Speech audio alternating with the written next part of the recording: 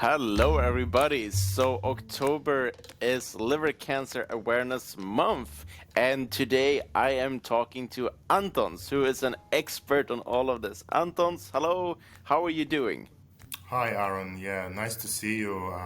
You're right. October was the Liver Cancer Awareness Month, so I think it's a very good opportunity to remind what is liver cancer, what are the risk factors, and Could you introduce yourself a little bit? Like, who are you and what do you do?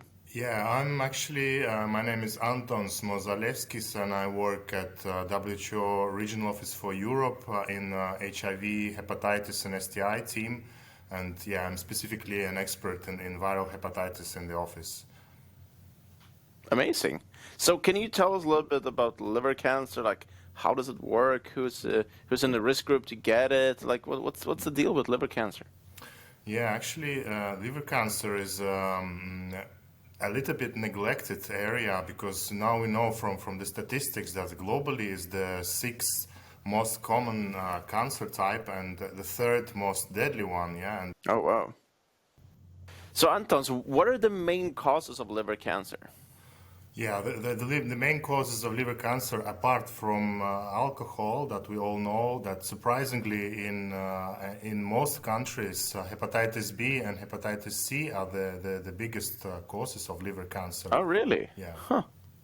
I was sure it was alcohol, but interesting. No, actually, globally and also in most countries, especially in Eastern Europe and Central Asia, chronic viral hepatitis is really the biggest cause for liver cancer, and also the biggest preventable cause because we have vaccination for hepatitis B and we have treatment for hepatitis C and B. So really, this is something that can be done to prevent liver cancer. That's amazing. But what is hepatitis really? Oh, hepatitis, it's a viral infection that causes liver damage. In many cases, it can be without symptoms for quite a long time until the person develops cirrhosis or like a liver scarring or chronic liver disease. So that's why it's important to test for viral hepatitis, even if you don't have symptoms. But if you're coming from the country where or if you live in the country where hepatitis is quite widespread, that it's a good idea to go for testing. So how do you get hepatitis? If we talk about hepatitis B and C, these are blood-borne infections. So basically, the main risks for getting viral hepatitis is unsafe medical care, blood transfusion. So these are actually in most European countries, it's kind of a thing in the past when we had more healthcare related transmission. But in countries, in lower income countries, there is still a lot of unsafe healthcare happening. And the other thing is injecting drug use. Of course, yes, of course, these are vulnerable groups and they can be stigmatized, but we need to take care of them as well. But today you can get vaccinated for hepatitis, can't you? There are universal or like the childhood vaccination program that help to really reduce the prevalence and the incidence of hepatitis Okay. B.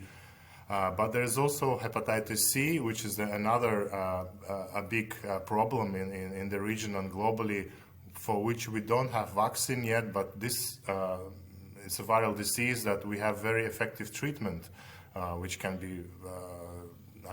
It lasts only for 2 or 3 months, and you can cure the patient. So if you get that treatment, then you lower your risk of cancer if you have hepatitis. Yeah, definitely. I think one of the ways how to prevent liver cancer is to address viral hepatitis. So it could be vaccination for hepatitis B, and for hepatitis C, it's screening and like the early detection and treatment, which can greatly reduce the risk of liver cancer. So talking about early detection, we all know that early detection in cancer is a really big key. So when should you go screen yourself for liver cancer? Actually, screening for liver cancer, according to WHO recommendations, is recommended for people who are at risk. So there's still not enough evidence to screen everyone for liver cancer, but there are certain risk factors. So people with chronic liver disease, with cirrhosis or with chronic hepatitis, they are definitely at risk for liver cancer. And for those patients, there are quite clear recommendations for regular screening for liver cancer. So it's important to first to prevent and to screen for risk factors for liver cancer first, including for chronic hepatitis. So if you have some kind of liver disease, then it's important to go screen yourself.